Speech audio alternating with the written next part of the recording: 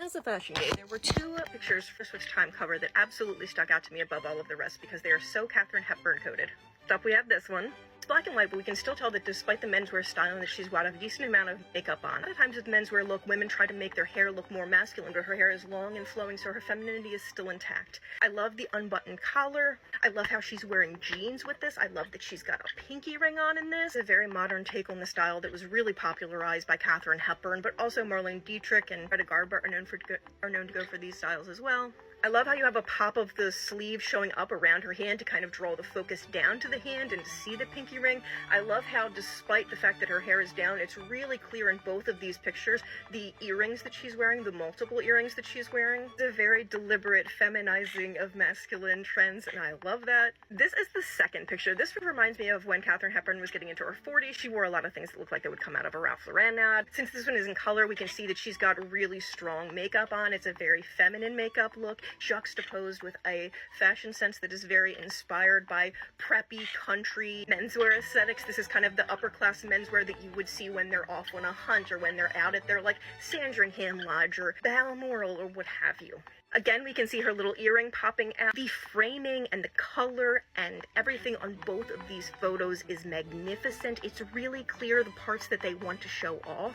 I love that the fact that the layers are sort of coming off. This Time magazine piece is kind of like unraveling the layers of what Taylor Swift is and who Taylor Swift is, and I love that. The visual really matches the tone of the story as well. Sometimes that doesn't always happen. I love when it does. And I love in this one how her eyes are away from the camera. They're focusing dreamily up in the sky. She's thinking about her next achievement or whatever she's going to do next. I love this. I also love that in the other photo where she was in the tux, she was like very open up, showing off her chest, her heart, where a lot of her song lyrics come from. But in this is a more modest turtleneck. She's kind of covering the heart.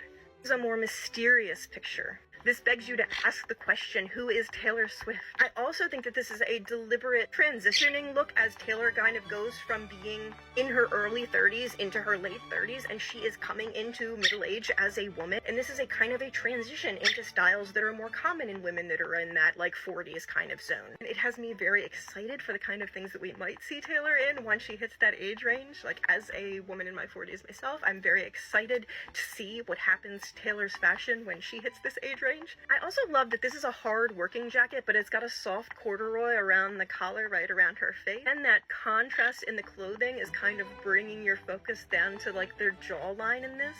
And I think most of the lesbians on my feed will agree that these are very much pictures for a woman or a lesbian's gaze.